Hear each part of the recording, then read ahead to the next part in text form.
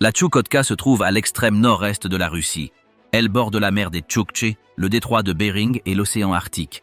C'est la région habitée la plus proche de l'Alaska. Elle s'étend sur plus de 700 000 km². La majeure partie du territoire est constituée de toundra, de côtes gelées ou de chaînes de montagnes. Le sol reste gelé par le pergélisol. La glace recouvre le terrain la majeure partie de l'année. En hiver, il y a des semaines sans soleil. En été, la fonte des glaces transforme les routes en voies navigables. On y trouve des volcans éteints, des rivières qui ne coulent que quelques jours et des lacs qui disparaissent sous la neige. Le vent souffle fort toute l'année. Les températures descendent en dessous de 50 degrés. Les blizzards peuvent durer des jours. Certaines zones n'ont pas été entièrement cartographiées. La distance jusqu'à toute capitale dépasse les 1000 km. Tout est si loin. Tout est exposé. Mais des gens y vivent. Comment vit-on dans un tel endroit? Et que recèle ce territoire gelé? Bienvenue à Mondar. Commençons. Là où la Russie s'arrête. Les débuts de la Tchoukotka. La Tchoukotka est située à l'extrême est de la Russie, à environ 80 km de la frontière avec l'Alaska. Pendant des millénaires, des groupes nomades y ont vécu, chassant, pêchant et cueillant tout ce que la terre leur offrait. Le climat a empêché tout contact avec l'extérieur pendant des siècles. Son histoire a commencé bien avant la naissance de la Russie. Les premiers habitants parlaient leur propre langue et suivaient des modes de vie distincts de ceux du reste du continent. Il y a des milliers d'années, le passage par le détroit de Bering a permis les échanges entre l'Asie et les Amériques. Cette bande de terre a fait de cette région une voie de déplacement essentielle pour les humains. Au fil du temps, la glace a bloqué les sorties et la zone est devenue interdite. Sans route ni accès facile, il fallait des jours pour s'y rendre, même avec des animaux pour transporter des marchandises. À partir du XVIIe siècle, les expéditions russes ont commencé à progresser vers l'est. Lorsqu'elles ont atteint ces terres, elles ont découvert les populations locales organisées. Les Tchouktchés, qui occupaient une grande partie de la région, n'acceptèrent ni l'entrée des soldats russes ni le contrôle de leurs terres.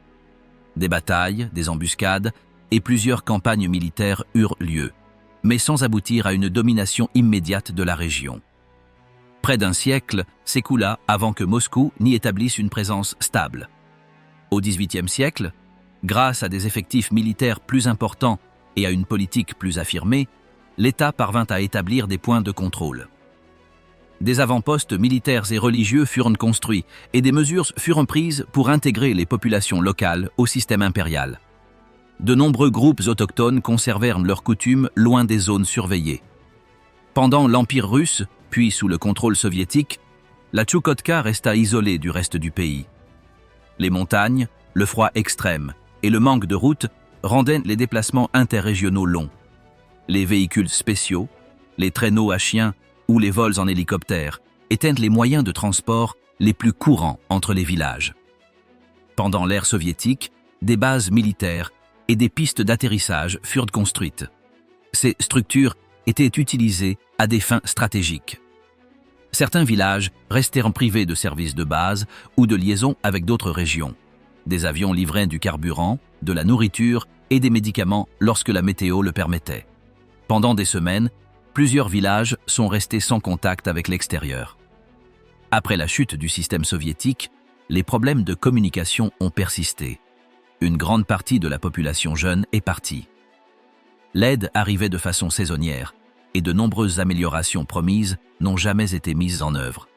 Dans plusieurs parties du territoire, les déplacements ne pouvaient se faire que.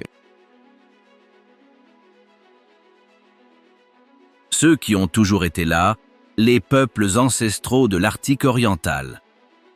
Plusieurs peuples autochtones vivent en Tchoukotka depuis des siècles. Parmi eux, les Tchouktchis, les Yupiks de Sibérie, les Évènes et quelques groupes plus petits. Chacun possède ses propres racines, formes d'organisation et modes de vie qui ont perduré au fil du temps. Les Tchouktchis occupent une grande partie du territoire depuis des générations. Ils se divisent en deux groupes selon leur activité principale, ceux qui élèvent des rennes et ceux qui vivent en mer, pêchant et chassant les mammifères marins. Leur langue appartient à une famille linguistique différente de la plupart des langues russes. Les Yupiks de Sibérie habitent principalement la zone côtière près du détroit de Bering. Leurs traditions sont étroitement liées à la glace, à la mer et aux animaux de l'Arctique. Ils construisent leurs habitations adaptées au froid, maintiennent des rituels familiaux et communiquent dans une langue qu'ils partagent en partie avec les Yupiks d'Alaska. Les Évènes, quant à eux, vivent plus à l'intérieur des terres, dans les zones montagneuses et couvertes de toundra. Leur mode de vie est centré sur l'élevage de rennes, les déplacements constants et le lien avec les cycles naturels. Pendant les mois les plus chauds, ils se déplacent d'un endroit à l'autre. À l'arrivée de l'hiver, ils séjournent dans des abris préparés pour le froid intense. Des groupes plus petits, comme les Tchouvanes et les Koryaks, font également partie de cette mosaïque. Bien que moins connus, ils ont conservé leur mode de vie grâce à la tradition orale, au travail partagé et aux célébrations locales. Chacun possède ses propres croyances, sa propre langue et sa propre façon d'appréhender l'environnement. Les relations entre les différents peuples autochtones n'étaient pas toujours étroites. Dans certains cas, ils partageaient des itinéraires ou des territoires. Dans d'autres, ils maintenaient une certaine distance pour éviter de se croiser lors des chasses ou de l'élevage.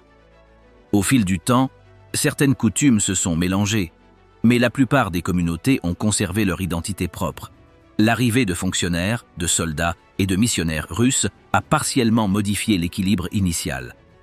Des postes d'autorité étatique ont été établis à des endroits stratégiques. Certains chefs locaux ont été contraints de collaborer avec les nouvelles autorités. D'autres sont restés avec leurs groupes dans des zones reculées, sans contact régulier avec les nouveaux arrivants. Le processus d'enregistrement des peuples autochtones par l'État a donné lieu à des recensements, des classifications et des étiquettes qui ne correspondaient pas toujours à la perception qu'ils avaient les uns des autres. Parfois, des communautés distinctes étaient regroupées sous un nom unique, ce qui a semé la confusion chez ceux qui cherchaient à préserver la clarté de leurs différences culturelles. Au cours du XXe siècle, diverses tentatives d'intégration des peuples autochtones dans la structure étatique ont consisté en des écoles, des travaux dans des fermes collectives et des relocalisations dans de nouveaux villages. De nombreuses familles ont été déplacées de leurs villages traditionnels vers des centres organisés par le gouvernement. Elles y ont cohabité avec d'autres groupes aux langues et coutumes distinctes. Malgré ces changements, beaucoup ont continué à utiliser leur langue à la maison, à célébrer leurs fêtes et à enseigner aux jeunes comment se déplacer dans la neige, chasser ou confectionner des vêtements traditionnels. Le savoir se transmettait de génération en génération, même dans les contextes où le russe était obligatoire à l'école. Aujourd'hui, certains villages conservent leur langue comme langue principale. D'autres la combinent avec le russe. Plusieurs communautés locales continuent d'élever des rennes, de pêcher en été et de se rassembler lors des fêtes importantes. Bien que les contacts avec le monde extérieur se soient intensifiés, la vie quotidienne reste marquée par des coutumes ancestrales. Vivre dans la région la plus froide de la planète. La Tchoukotka possède l'un des climats les plus extrêmes de la planète. Elle est recouverte de neige ou de glace la majeure partie de l'année. Les températures peuvent descendre jusqu'à plus de moins 50 degrés Celsius en hiver et grimper rarement en été. La saison chaude est courte et ne s'accompagne pas toujours d'un dégel complet. Les vents arctiques soufflent fort dans de nombreuses zones dégagées. Sur les côtes, l'air est si humide et froid qu'il gèle la peau en quelques minutes. À l'intérieur des terres, le climat devient plus sec, mais tout aussi glacial. Les tempêtes peuvent durer des jours et laisser d'épaisses couches de neige sur les toits, les routes et les maisons. En ville, les bâtiments sont conçus pour résister au froid. Les canalisations passent au-dessus du sol pour les empêcher de geler. Les toits sont en pente pour éviter une accumulation excessive de neige. Les fenêtres sont à double ou triple vitrage et le chauffage est assuré par des générateurs, du charbon ou du gaz. En hiver, il fait constamment nuit dans certaines régions. Pendant les mois les plus rigoureux, la lumière du soleil est à peine visible. Certains jours, la faible lumière ne dure que quelques heures. En été cependant, le soleil peut être présent presque toute la journée. À certains endroits, Ils ne se couchent pas pendant des semaines. Le manque de lumière en hiver affecte le rythme de vie. Nombreux sont ceux qui adaptent leurs horaires pour travailler uniquement avec un éclairage artificiel. Des lampes puissantes sont utilisées dans les maisons, les bureaux et même dans les couloirs des immeubles. À l'école, les enfants arrivent avec des lampes de poche dans leur sac à dos. Le gel commence tôt, parfois fin août. La neige peut apparaître en septembre et persister jusqu'en mai ou juin. Dans le nord du territoire, certaines zones sont enneigées pendant 10 mois. La banquise recouvre une partie du littoral, bloque les voies de communication et modifie le comportement des animaux. Au printemps, le dégel apporte boue, flaques d'eau et routes impraticables. De nombreux véhicules s'enlisent dans le sol meuble. À cette époque, les hélicoptères sont le moyen de transport le plus stable. Les motoneiges sont également utilisés, même lorsque le sol est déjà partiellement dégelé. Les gens ont l'habitude de s'habiller en plusieurs couches, fourrure, laine épaisse et bottes spéciales. Chaque famille porte des vêtements adaptés au climat de sa région. Dans les villages autochtones, les vêtements traditionnels sont encore courants. Ils sont conçus pour résister au vent et à la neige sans compromettre la mobilité. Les animaux s'adaptent également au climat. Les rennes forment des troupeaux serrés pour se protéger du vent. Les renards arctiques muent. Les oiseaux migrateurs ne séjournent que l'été. Les ours polaires apparaissent dans les zones côtières où la banquise est la plus épaisse. Le climat détermine la vie des habitants de chaque village. Il influence les horaires, l'alimentation, les transports et les décisions quotidiennes. Les habitants planifient leurs activités en fonction de la météo. Les cartes météorologiques sont consultées à la radio locale, dans des groupes de discussion ou sur des affiches placardées dans les bâtiments publics. Malgré le froid, certaines coutumes perdurent. Les familles randonnent dans la neige, les jeunes jouent sur la glace et les personnes âgées s'assoient près de la fenêtre pour regarder la neige tomber. La météo dicte tout, de la tenue vestimentaire à ce que l'on peut faire ce jour-là.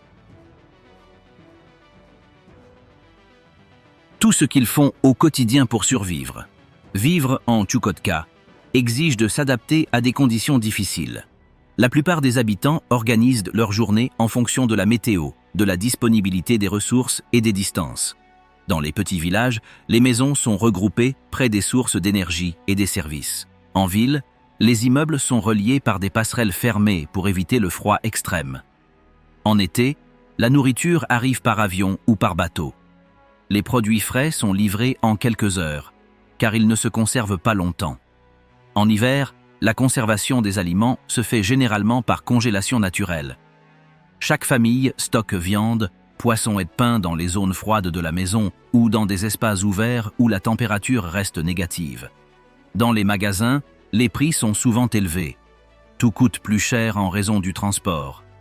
Les habitants achètent ce dont ils ont besoin et reçoivent à tour de rôle les gros colis lors des livraisons. Certaines communautés distribuent de la nourriture entre voisins en cas de pénurie. Le partage est une coutume lorsqu'il n'y en a pas assez pour tout le monde. Le travail est concentré dans quelques secteurs. De nombreux hommes se consacrent à l'élevage de rennes, à la pêche ou à l'entretien des services de base. Les femmes travaillent dans les écoles, les centres médicaux ou occupent des postes administratifs. Les jeunes qui ne migrent pas participent aux tâches familiales ou cherchent un emploi dans des activités spécifiques. Le chauffage est une priorité. Dans certains villages, il fonctionne grâce à des chaudières centrales qui distribuent la chaleur par des tuyaux. Dans d'autres, chaque maison est équipée de poêles individuels. On utilise du charbon, du gaz ou du bois de chauffage, selon les disponibilités. Couper du bois fait partie intégrante de la routine dans certaines régions. Charger du combustible est également une tâche quotidienne. L'eau potable est stockée dans de grands réservoirs. Elle est parfois livrée par camion. Dans plusieurs endroits, l'eau est bouillie avant d'être bue. Les canalisations peuvent geler. Elles sont donc soit hors sol, soit isolées avec des matériaux spéciaux. Les douches, les salles de bain et les cuisines sont conçues pour consommer peu d'eau et maintenir la chaleur. Les enfants vont à l'école en vêtements thermiques. Les cours suivent des horaires stricts. Dans certains cas, des internats sont créés pour les élèves vivant loin. L'enseignement est dispensé en russe, mais certaines écoles enseignent également la langue locale. Les enseignants adaptent le contenu à la réalité locale. Les centres de santé traitent les urgences courantes et les maladies causées par le froid. Les médecins travaillent avec des fournitures limitées. Les transferts vers les grands hôpitaux se font par hélicoptère ou par avion, si la météo le permet. Les cliniques locales stockent les médicaments de base et enregistrent chaque patient sur papier ou dans de simples bases de données numériques. Les communications fonctionnent par satellite. Dans les grandes villes, le service Internet est limité. Le téléphone est retardé ou interrompu en cas d'orage. Certaines familles utilisent la radio ou communiquent par messages enregistrés sur des appareils qui se passent de main en main. Les nouvelles sont discutées à voix haute ou imprimées sur des feuilles volantes. Les activités sociales sont rares mais constantes. Les familles se réunissent chez les voisins. Les fêtes sont célébrées en musique et avec des plats préparés avec des ingrédients locaux.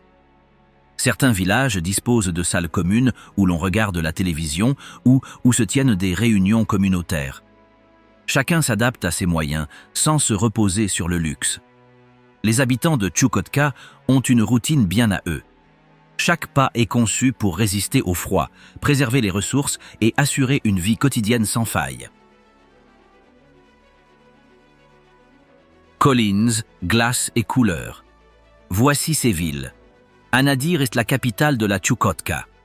Elle est située au bord de la mer de Bering, dans une région vallonnée, balayée par un vent constant et offrant une vue imprenable sur la glace. Les bâtiments sont peints de couleurs vives qui se détachent sur le paysage blanc. En hiver, les rues sont recouvertes de neige et la glace forme d'épaisses couches autour des maisons. La ville est reliée à l'aéroport par une route de terre qui se transforme en boue en été et gèle en hiver. La moitié de l'année, la traversée de la rivière est effectuée par un camion spécial circulant sur la glace. Le reste de l'année, un bateau assure la liaison entre les deux rives. Anadyr compte des commerces, des hôpitaux, des écoles, des bureaux gouvernementaux et quelques installations militaires. On y trouve également un port qui ne fonctionne que lorsque la mer n'est pas gelée. Des navires arrivent avec du carburant, des vivres, des pièces détachées et des machines. La cargaison est répartie entre les villages qui dépendent de l'approvisionnement de la capitale. Les bâtiments publics sont équipés du chauffage central. Des équipes de techniciens vérifient les chaudières, les canalisations et les générateurs. En cas de panne, les travaux sont interrompus jusqu'à réparation. Dans les quartiers anciens, les allées entre les immeubles sont scellées par des plaques métalliques pour empêcher le vent de pénétrer. Outre Anadyr, de plus petits villages sont disséminés sur le territoire. Certains sont proches de la mer, d'autres dans la toundra, et plusieurs se trouvent sur des routes empruntées par les éleveurs de rennes. Chaque village compte entre 100 et 1000 habitants, selon la saison et les ressources disponibles. À Lavrentiya, un village côtier, on trouve une piste d'atterrissage et un centre culturel. À Ekvekino, situé dans une baie abritée, se trouve une centrale électrique et des ateliers d'usinage. Welen, à l'extrême nord-est, est célèbre pour ses sculpteurs sur os et ses traditions maritimes. Les villages disposent d'écoles, d'entrepôts et de petits centres médicaux. Certains sont reliés par des routes de gravier, d'autres par des pistes de neige ou des déplacements en hélicoptère. En été, lorsque le sol devient meuble, on utilise des véhicules à traction spéciale. En hiver, ce sont les traîneaux et les motoneiges qui sont les plus utilisés. Les maisons des villages sont construites en bois, en parpaing ou en panneaux préfabriqués. Elles sont montées sur pilotis afin que la chaleur ne fasse pas fondre le sol gelé. Les fenêtres sont à double vitrage et les portes renforcées. De nombreuses maisons partagent de l'espace avec des poules, des chiens ou des générateurs électriques. Les habitants s'organisent pour entretenir les espaces communs. De temps en temps, ils déneigent, vérifient les chaudières et réparent les toitures. Les outils sont partagés entre voisins. Si quelqu'un a besoin d'aide pour le combustible ou le bois de chauffage, quelqu'un d'autre lui apporte ce qui manque. Les enfants jouent dans des cours fermés par des panneaux ou à l'intérieur des salles de classe. Il y a des balançoires adaptés aux conditions météorologiques, des ballons résistants au froid et des espaces de rencontre à l'intérieur des écoles. En cas de forte chute de neige, les cours sont annulés ou se déroulent à l'intérieur des maisons. Chaque village a son propre rythme. Dans certains, on entend de la musique à travers les fenêtres. Dans d'autres, le bruit vient du vent. Ce qui est commun à tous, c'est l'habitude de supporter les intempéries, de prendre soin de ce que l'on a et de se déplacer avec juste assez pour continuer à vivre. Nourriture authentique. Viande congelée, graisse épaisse et thé bouillant. L'alimentation en Tchoukotka dépend du climat, de la distance et de la disponibilité de chaque région. Sur la côte, l'alimentation de base comprend la viande de phoque, la graisse de baleine, le poisson congelé et les crustacés. À l'intérieur des terres, on consomme de la viande de renne, des os cuits et des abats préparés selon des recettes ancestrales. Le poisson se consomme cru, séché ou congelé. Il est coupé en lanières, conservé dans des sacs en tissu et partagé en famille. La glace naturelle conserve les aliments pendant des semaines. Pendant les fêtes, il est préparé dans de grands plateaux avec des sauces maison ou accompagné de graisse animale. Les Tchouktsés côtiers chassent le phoque et l'utilisent pour tout: viande, graisse, peau et os. La viande est coupée en gros morceaux, bouillie ou consommée crue. La graisse est conservée en cubes et tartinée sur d'autres aliments. Les peaux sont séchées à l'air libre et servent également de planches à découper. Dans les villages de l'intérieur des terres, le renne est l'aliment de base. Il est consommé entier. La langue, les yeux et le cœur font partie intégrante du festin. Le sang est mélangé à des herbes ou chauffé dans des récipients métalliques. Les côtes sont rôties au feu ou bouillies avec des racines. La graisse est conservée comme réserve énergétique. Elle est ajoutée aux soupes, servie seule ou mélangée à de la viande séchée. Certaines personnes âgées consomment la graisse directement pour se réchauffer pendant l'hiver. Cette coutume se transmet depuis l'enfance. En été, on cueille des baies sauvages. Femmes et enfants partent à la recherche de myrtilles, de framboises du Nord et de racines comestibles. On les consomme fraîches ou on les transforme en simple confiture sans sucre. On les sèche également au soleil et on les conserve pour l'hiver. Les produits provenant d'ailleurs comprennent la farine, le riz, le sucre, le thé et les conserves. Ils sont distribués par camions, avions ou bateaux. À leur arrivée, les familles achètent en gros et distribuent entre voisins. Certains aliments sont livrés grâce à des coupons ou des listes de distribution. Le pain est rare et très prisé. Dans certains endroits, la cuisson se fait dans de vieux fours adaptés au combustible local. Biscuits secs, viande en conserve et soupe instantanée font partie des réserves familiales. Chaque famille constitue son propre entrepôt avec les produits de l'année. Les boissons les plus courantes sont le thé chaud et le bouillon de viande. Elles sont servies à toute heure, surtout lorsque des invités sont invités. Lors des fêtes, une boisson est préparée avec du lait de renne ou des herbes cueillies en été. Dans certains villages, les liquides traditionnels sont également fermentés dans des récipients hermétiques. Lors des fêtes, les meilleurs morceaux sont disposés sur la table. La viande est coupée avec de grands couteaux et servie sans assa. Sans antenne. Comment diffuser l'information en Tchoukotka? En Tchoukotka, la communication dépend de l'emplacement, du climat et des ressources locales. Dans les grandes villes, comme Anadyr, la connexion satellite est limitée, l'accès à Internet est limité et les réseaux de téléphonie mobile fonctionnent par intermittence. Dans les petites villes, le signal est faible ou n'atteint que certains endroits. Certains utilisent des antennes spéciales placées sur les toits. D'autres se connectent via des appareils pointés vers le ciel et captant les satellites. Le débit varie et permet parfois seulement d'envoyer des messages ou de consulter les informations. Les appels vidéo ou les fichiers volumineux sont rarement utilisés en raison de la lenteur du service.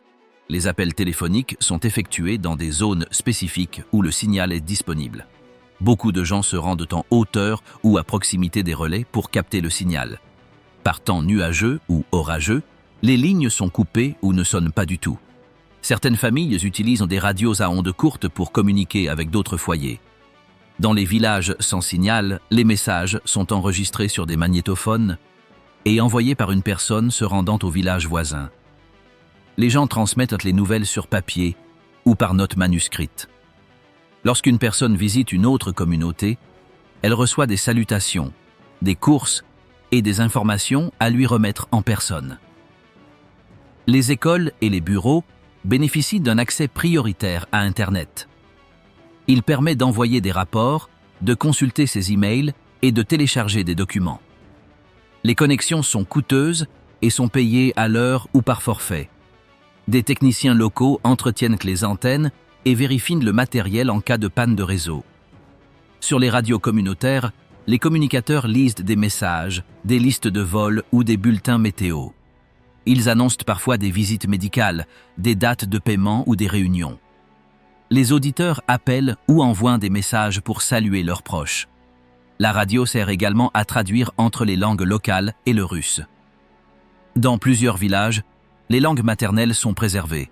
Les personnes âgées parlent le tchoukché, le yupik ou l'événo à la maison. À l'école, les enfants apprennent le russe comme langue principale, mais certains étudient également la langue de leur famille. Les enseignants bilingues traduisent le contenu ou expliquent dans les deux langues. Petite classe et cahiers de neige. En Tchoukotka, les écoles suivent un système organisé par l'État.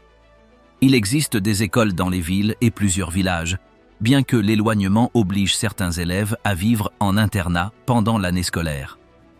Les cours commencent début septembre et se prolongent jusqu'à fin mai, avec des pauses selon la météo ou les activités locales. Les élèves arrivent vêtus de vêtements chauds, de bottes épaisses et de sacs à dos préparés pour la neige.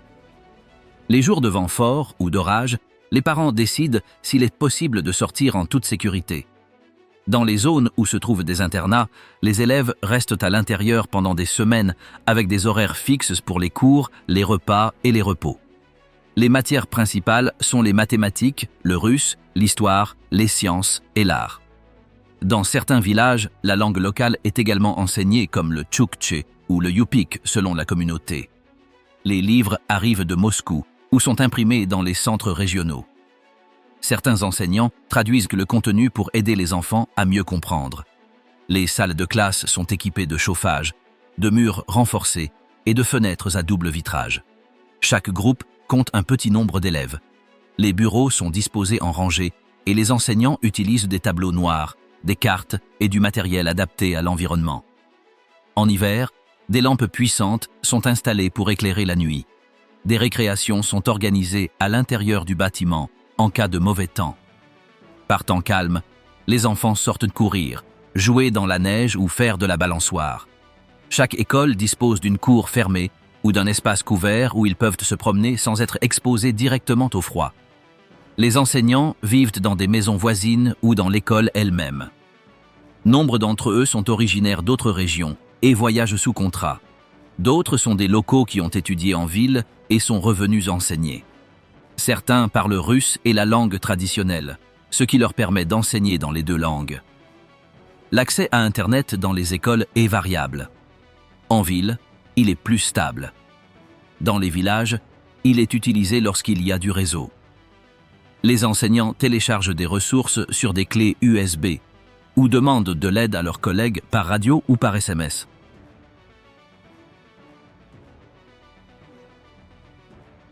Des animaux qui survivent comme eux. La Tchoukotka abrite des animaux qui se sont adaptés à un environnement hostile. Chaque espèce a développé ses propres méthodes pour résister au froid, se déplacer sur la banquise ou chercher de la nourriture pendant les longs mois sans soleil. La relation entre l'homme et les animaux ne se limite pas à la chasse. L'observation, le respect et l'attention sont également au cœur de leur rencontre. L'ours polaire se déplace le long des côtes. Il marche sur la banquise à la recherche de phoques et de poissons. Sa taille, sa force et sa rapidité en font l'un des animaux les plus surveillés par les riverains. Il s'approche parfois des villages à la recherche de nourriture. Dans ce cas, des patrouilles sont activées ou une alarme est déclenchée. Le renard arctique change de couleur selon la saison. En hiver, sa fourrure est blanche et en été, elle devient grise ou brune. Il se nourrit de rongeurs, d'œufs, de restes de gibier et parfois de déchets s'il en trouve à proximité des habitations. Il se déplace silencieusement et creusent des terriers dans les zones surélevées ou près des rochers. Le renne fait partie intégrante du paysage. Ils se déplacent en troupeaux et suivent des itinéraires balisés par les humains. Ils sont une source de viande, de fourrure et d'outils. Dans les villages qui élèvent des rennes, les animaux sont surveillés à pied ou en motoneige. Lorsqu'un prédateur est détecté à proximité, les gardiens réagissent rapidement. Les loups vivent dans des espaces ouverts et se déplacent en meute. Ils suivent les rennes de loin et attaquent dès qu'ils en ont l'occasion. Les familles qui gardent les troupeaux connaissent leurs itinéraires.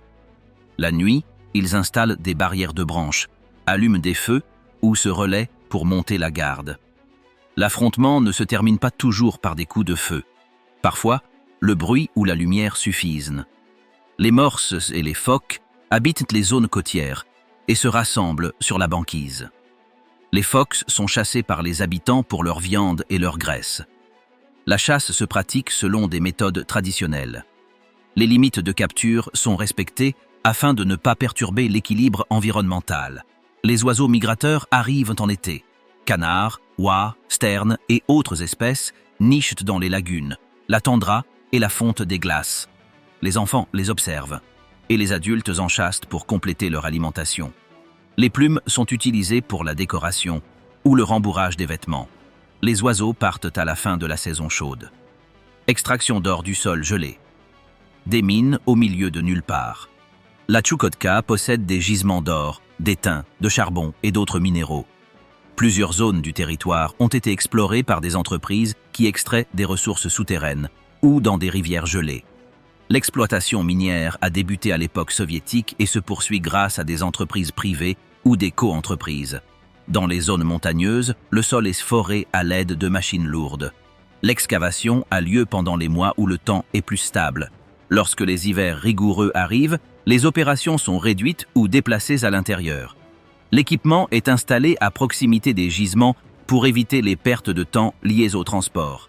L'or se trouve dans des filons souterrains et dans d'anciens lits de rivières. Des explosifs, des foreuses et des tapis roulants sont utilisés pour déplacer les roches. Elles sont ensuite concassées et les précieux fragments sont séparés. Le processus nécessite de l'eau, du carburant et des produits chimiques qui sont gérés dans des camps fermés. Les ouvriers vivent dans des baraquements près des mines. Ils dorment par roulement, mangent dans des réfectoires communs et utilisent des salles de bain communes. Certains restent plusieurs semaines sans quitter les lieux. Des équipes sont organisées pour faire fonctionner les machines, vérifier les pipelines et assurer la sécurité. L'étain et le charbon sont également extraits dans certaines régions. L'étain est utilisé pour la soudure, les composants électroniques et les revêtements. Le charbon constitue une source d'énergie locale. Les mines à ciel ouvert sont creusées par gradins. Les mines de charbon comportent souvent des tunnels renforcés par des structures en bois ou en métal. Les routes menant aux mines sont en gravier compacté ou en glace. Des itinéraires temporaires sont construits et utilisés uniquement pendant certains mois. Lorsque les températures augmentent, les véhicules lourds ne peuvent pas passer. Dans ce cas, des hélicoptères transportent des pièces, de la nourriture ou du personnel technique. Les entreprises doivent se conformer à la réglementation sur les déchets, les déversements et la gestion des sols. Certaines installent des systèmes de contrôle et des stations de mesure. S'y rendre nécessite chiens, motos et patience. En Tchoukotka, les transports dépendent de la météo, de la distance et des ressources disponibles. Chaque saison modifie les modes de déplacement. Ce qui est utilisé en hiver est inutile en été, et les véhicules terrestres sont parfois immobilisés par la boue, la neige ou le verglas. Dans les villes, des chemins de terre reliant les quartiers, les bâtiments gouvernementaux et les entrepôts. Les véhicules les plus courants sont de gros pick-up à 4 roues motrices. Certains utilisent des chars à chenilles pour traverser les zones boueuses ou enneigées. Les mécaniciens locaux adaptent les pièces pour résister au froid. Entre les villages, les déplacements se font sur des routes de gravier entretenues uniquement pendant la saison sèche. Au début du dégel, les pneus s'enfoncent et la circulation devient impossible. À ce stade, l'avion est la seule solution. Des hélicoptères arrivent avec du ravitaillement, des passagers ou des médicaments. En hiver, les motoneiges sont essentielles. Elles fonctionnent avec du carburant stocké pendant des mois. Les conducteurs empruntent des itinéraires invisibles au-dessus de lacs gelés, de toundras gelées ou de rivières recouvertes. Ils portent des boussoles, des cartes à mémoire et des jerrycans de rechange. La navigation se fait à l'aide de repères naturels. En été, lorsque la glace recule, des bateaux de petite et moyenne taille relient la côte. Ils servent au transport de marchandises, de matériaux de construction ou de carburant. Dans certains villages, les pêcheurs prêtent leurs bateaux pour la traversée. Chaque bateau a son propriétaire, ses habitudes et sa zone de navigation. Dans les régions plus reculées, les traîneaux sont encore utiles. Ils sont gréés avec du bois local et des sangles de cuir. Certains les tirent avec des chiens, d'autres les adaptent avec de petits moteurs. Dans les familles qui élèvent des rennes, ces animaux servent de moyens de transport sur les terrains accidentés. Les enfants vont à l'école à pied, en moto ou en traîneau. En cas de forte chute de neige, les enseignants préviennent par radio si les cours sont ouverts. Dans les internats, les élèves restent plusieurs semaines pour éviter les voyages dangereux. Les visites des familles n'ont lieu que lorsque le temps est stable. Ce qui n'est pas dit. Histoire tue et règles invisibles. En Chukotka, il existe des histoires qui n'apparaissent ni dans les livres ni sur les cartes. Certaines sont entendues à voix basse, d'autres apparaissent des années plus tard dans des archives ou des photos conservées. Il existe aussi des façons d'agir qui s'apprennent par l'observation, sans que personne ne les explique. Pendant la période soviétique, des camps de travail et des postes de garde ont été installés dans des zones reculées. Certaines structures sont encore debout, avec leurs tours rouillées et leurs baraquements vides. Elles ont été construites par des détenus amenés d'autres régions, affectés au chargement, à l'exploitation minière ou à la construction. Des accidents, des maladies et des décès dus au froid ont été signalés. Les familles locales se souviennent d'avoir vu de la fumée pendant des jours et entendu des bruits constants, sans savoir ce qui se passait. Lorsque le système s'est effondré, de nombreuses mines ont été abandonnées. Certains y sont allés chercher des outils ou des matériaux. À au moins 2 reprises, des groupes ne sont jamais revenus. Des années plus tard, des chasseurs ont trouvé des corps gelés parmi les décombres. Aucune explication claire n'a été donnée. Dans les villages isolés, des affrontements ont éclaté pour le carburant, la nourriture ou des disputes familiales. Le froid et le confinement ont altéré l'ambiance. Les dirigeants locaux sont intervenus pour distribuer ce qui était disponible ou demander de l'aide, mais ils n'ont pas toujours empêché les réactions négatives. L'alcool a également provoqué des incendies dus à des bougies mal éteintes, des accidents de moto et de graves bagarres. Les cliniques font ce qu'elles peuvent, mais tout n'atteint pas les grands hôpitaux. Ceux qui arrivent de l'extérieur commettent souvent des erreurs. Personne ne leur dit quoi faire. On attend d'eux qu'ils observent, attendent et copient ce qu'ils voient. Les règles sont transmises par des regards, des poses et des gestes, et non par des explications. Ce qui s'est passé, si c'était grave, n'est souvent jamais raconté. Dans cet environnement, marqué par le gel, la distance et le silence, la vie continue. Tout exige plus d'efforts. Rien n'est acquis. Ceux qui sont là apprennent à se déplacer avec prudence, à résoudre les problèmes sans aide, à endurer sans relâche. Ce qui pour d'autres serait extrême devient pour eux une routine. Ils continuent sans l'expliquer. Parce que là-bas, cela fait aussi partie de la vie.